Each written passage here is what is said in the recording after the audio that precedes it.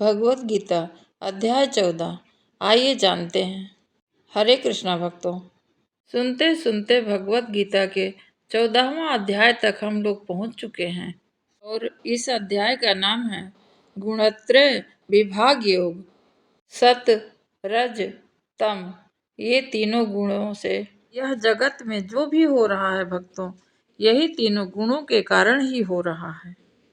चाहे राजनीति हो या अपना कामकाज हो या किसी से रिश्ते नाते, यही तीनों गुणों के माध्यम से हो रहा है। यही भगवान श्री कृष्ण 14वां अध्याय में हमें अर्जुन के माध्यम से समझा रहे हैं। भक्तों, ज्ञान का साधना आसान बात नहीं है, इसमें निरंतर प्रयास करते रहना पड़ता है। इसी बात को श्री कृष्ण जी अर्जुन को समझाते हुए कह रहे हैं और श्री कृष्ण जी फिर बोलते हैं कि मैं ज्ञानों में श्रेष्ठ ज्ञान तुमको बताता हूँ, जिसके जानने से सारे मुनि जन मोक्ष रूप को सिद्ध को प्राप्त कर लेते हैं और ज्ञान की सहायता से मेरे स्वरूप को प्राप्त हुए लोग सृष्टि के समय नहीं जन्म लेते या प्रलय काल में कष्ट नहीं पाते हैं। सब कर्मों में वे मूर्तियाँ उत्पन्न होती हैं, उनकी उपस्थिति, स्थान, प्रगति और मैं बीज देने वाला पिता हूँ। सत्व, रज और तमो तीनों गुणों का देह में रहने वाले निर्विकार आत्मा को बांध लेते हैं।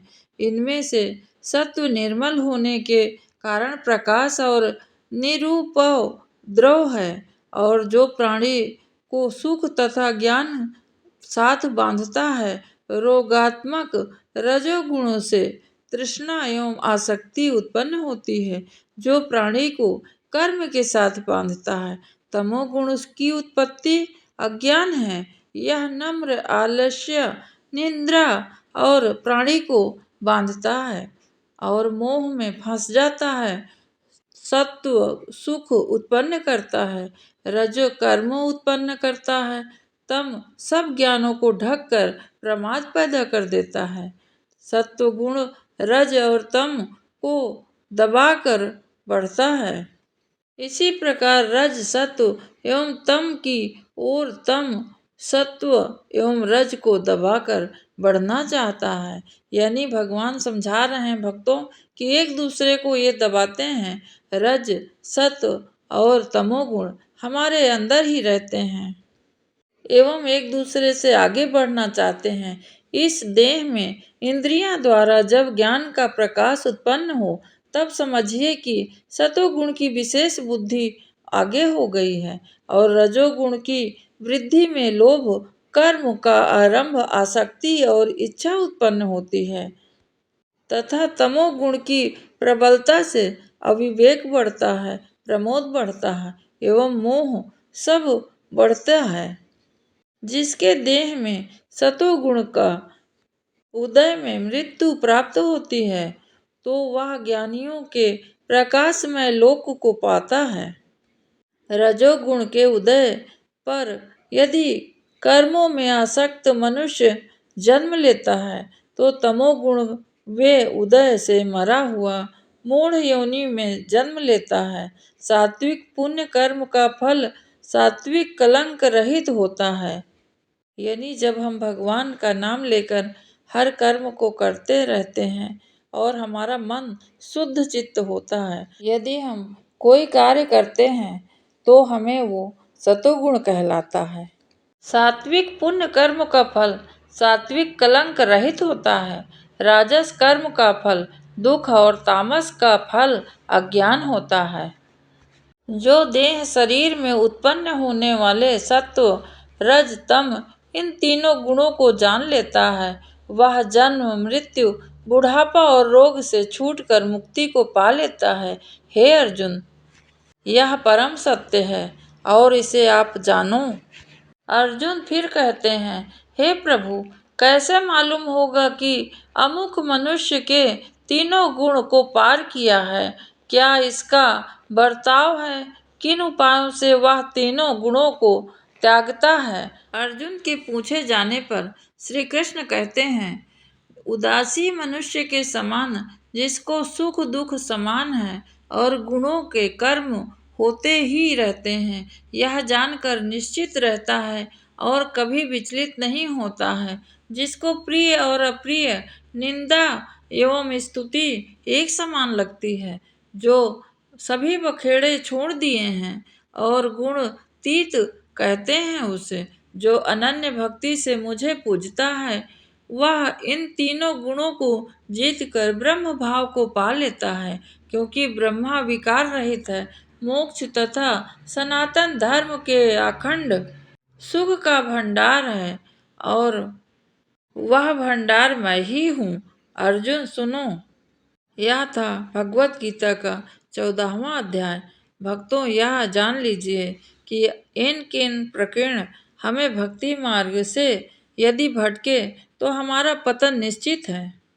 स्वयं भगवान श्री कृष्ण हमसे कहते हैं अर्जुन के माध्यम से। आइए 15वां अध्याय की ओर चलते हैं। भगवान श्री कृष्ण फिर अर्जुन को समझाते हुए कहते हैं कि पीपल के समान जिनकी पुरुष रूप जड़ ऊपर है और चराचर शाखा नीचे हैं, वेद इनके पत्ते हैं। जो यह जानता है वही वेद का ज्ञाता है। इसकी शाखा ऊपर नीचे फैली हुई है।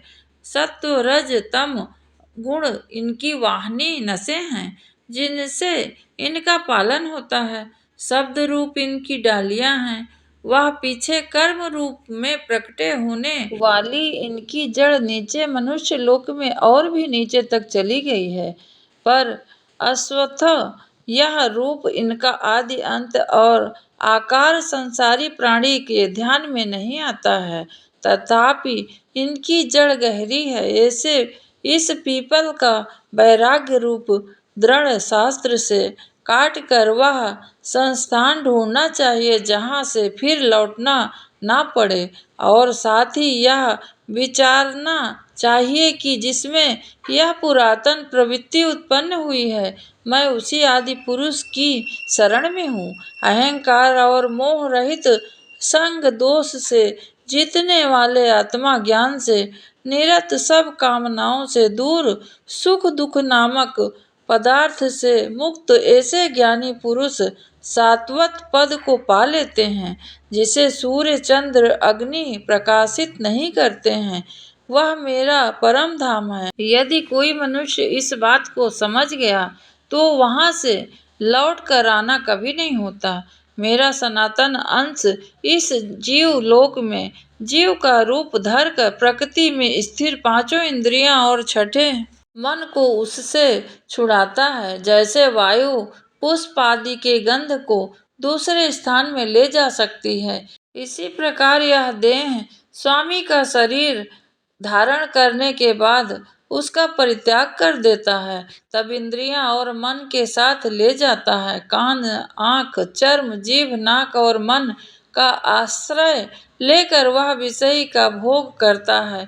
एक देह से दूसरी देह में जाते अथवा इंद्रियों से युक्त हो विषयों को उपभोग करते हुए इसको मूर्ख नहीं देख सकते, पर जिनके ज्ञान नेत्र हैं वे देखकर यत्न करने से योगी जन इसे देखते हैं, परंतु अज्ञानी यत्न करके भी इसे नहीं देख पाते हैं।